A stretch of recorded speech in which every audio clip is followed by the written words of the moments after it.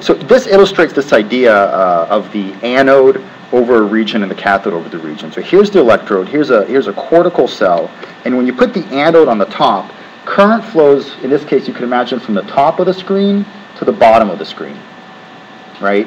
And as it flows by these cells, these cortical cells, what will happen, as a result of the biophysics, is that the soma of these cells will depolarize as the dendrite hyperpolarizes. But people think that the soma is the important bit.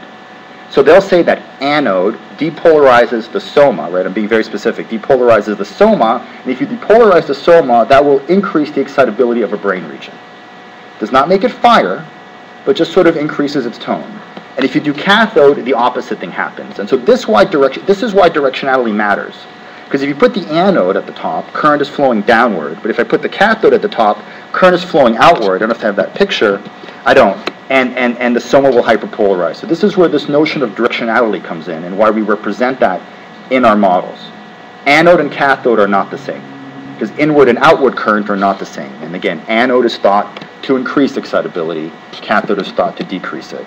So this is one of the most common montages used, right? Probably because it was initially used by Michael Nietzsche in the 2000 paper, and then adopted by the groups here at Harvard and Brazil for the earlier clinical trials. So it's really part of the sort of TDS doctrine. And we were started by actually simulating this montage. And in principle, what they're trying to do with this montage is they're putting the anode, right, over motor, right, it really wants me to pick a country. I don't know if I should just pick one, okay, exactly. So they're putting the anode over the region they want to excite. In this case, this was motor. And they're putting the cathode over a region that they don't want you to think about, right, somewhere else, right? That's the idea. And so the notion is that this should excite M1.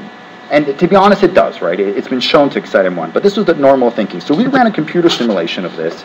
And like in all the other pictures I'm showing you, we use a false color map to represent which area gets more juice and which area gets less juice. And so that's shown in this picture here. So this is the resulting brain current flow in this particular individual. But similarly in others, during this, let's see if it starts. Okay, so what are you seeing? First of all, there's no black. The reason there's no black is because current is flowing through the entire head. Right? There's a lot of red and there's quite a bit of yellow, and it's basically occupying the entire space between the two electrodes. And if you think about it, this actually makes sense, right? If I wanted to stimulate a watermelon, the current would not enter under the electrode into the watermelon, disappear, then reappear at the negative, right, and exit, right? What would it do? It would cut through the whole watermelon, and particularly the stuff in the middle would be activated. And in this case, the region under this sort of let's say the motor strip, yes, there's current flowing through it, right? It's because it's flowing through everywhere. But it would be, I don't know if it would be fair to describe this montage as M1 stimulation, right? You wouldn't really call this M1 stimulation. It is getting current through M1, but it's hitting, you can see also, by the way, how deep it goes. There's no concept of cortical stimulation here, really, right? The deeper structures are being hit as strongly, yeah. With time, when you first start putting on, or first turn on the stimulation, is the area under the electrode smaller because of the smaller accumulation of anions there? Okay, that's a good question. The way I like to think about it, and you try to make it intuitive, right, is I don't like to think about it in terms of accumulation. Because then you get into issues of you're violating electron neutrality, right? And instead of having a jar of sodium chloride, you have a jar of sodium plus, right? I prefer to think about it as flow, like flow flowing through tubes. And so the current is constantly flowing. And so the second, and the voltage, that's the pressure. And the brain is the pipe. So the second you turn on the pressure, that flow starts to flow, and as long as the battery is there, the current continues to flow. So I don't like to think of it as a tub filling up, but more as water, current being flushed continuously through the system. So in that sense, there is no accumulation of charge in the head. On a more complicated level, as far as how the brain responds to the stimulation, now something is accumulating, right? Because we know that you need to stimulate for 10, 20 minutes, not 3 seconds. But that is something that the brain is doing. That's a more complicated, nonlinear response of the brain. But for all the pictures I'm showing you here, the only thing I'm showing you is the water flowing through the pipe. And so there is no time component because it's just flowing there. But you're right, the brain, what the brain is doing 10 minutes, 20 minutes later may be changing. I hope I answered that clearly. That was during stimulation. Yes.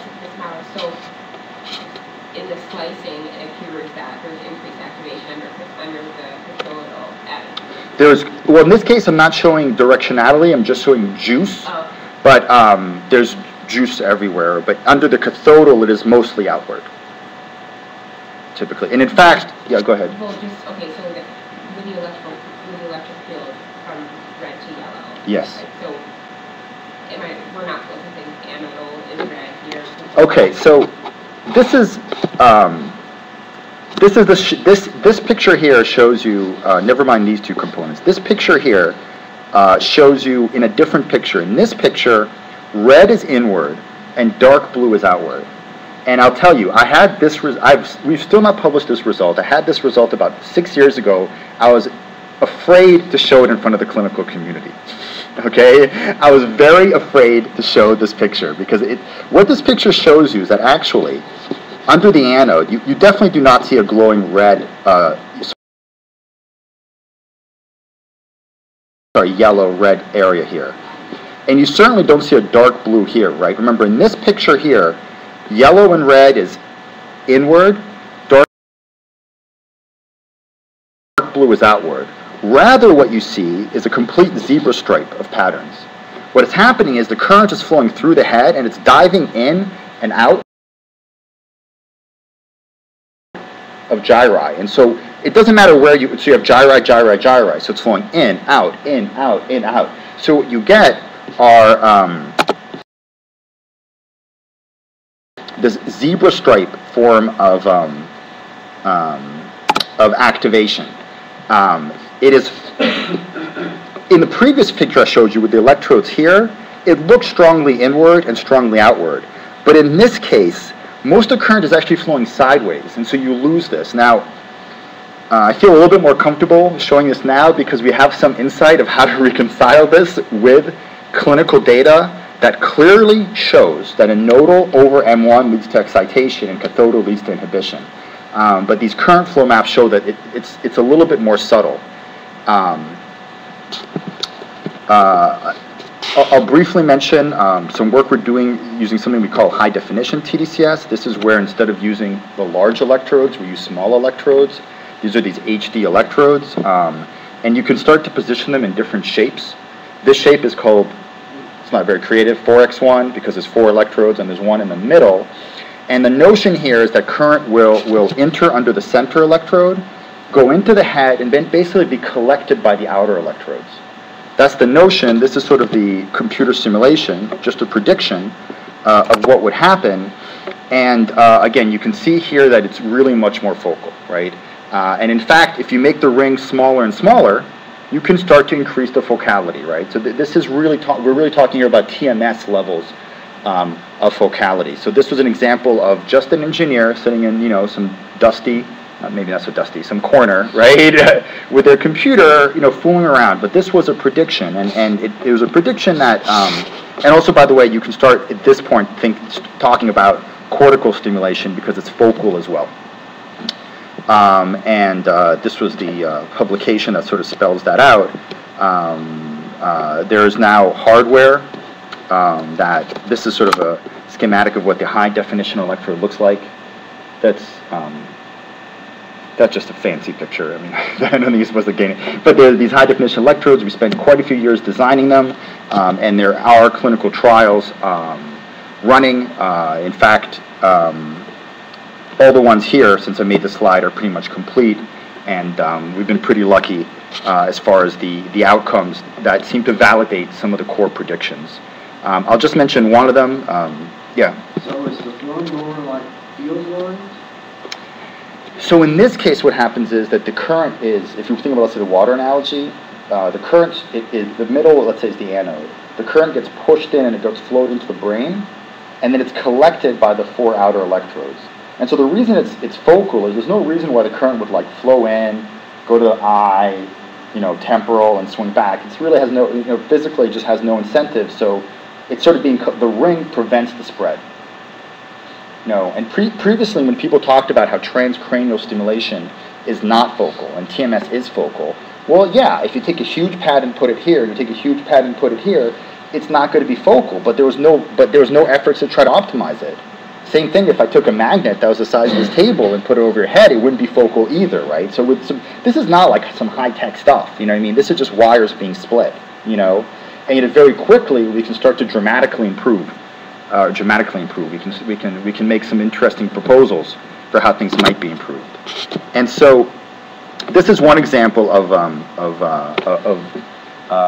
validation. This was done by Dylan in his lab at Berk. Essentially what we did here is instead of doing TDCS via these electrodes, we put in 1,000-volt shocks. And in addition to being very uncomfortable, this will lead, like TMS, to muscle activation. Right, so definitely not TDCS, right, but TES. And we did TES with the 4x1. And when we did TES here, you got a muscle twitch, right, with the 4x1. And when you did TMS here, you got a muscle twitch. But moving either the 4x1 or the TMS coil off target made the muscle switch go away, right? Now, this is not, no one's going to do TES with the 4x1, that's not the point. But what this does do is it validated that really when you use the 4x1, the current doesn't go outside the ring. So that was one I think particularly powerful study to make the case. And there's a lot. We have other studies ongoing with different kind of configurations. All right. So I think I'm going until 15 past. Is that right? Okay. So you know if I dropped that now, I would have sort of told you the core of what I wanted to tell you. But let me just add some more examples, so I guess some more icing on the cake to show you why I think you shouldn't ignore this modeling, right? Don't ignore what I do. Don't ignore what my colleagues do. I'm trying to show you more examples of why. Look at these pictures and use them as a tool to help you in your trial design.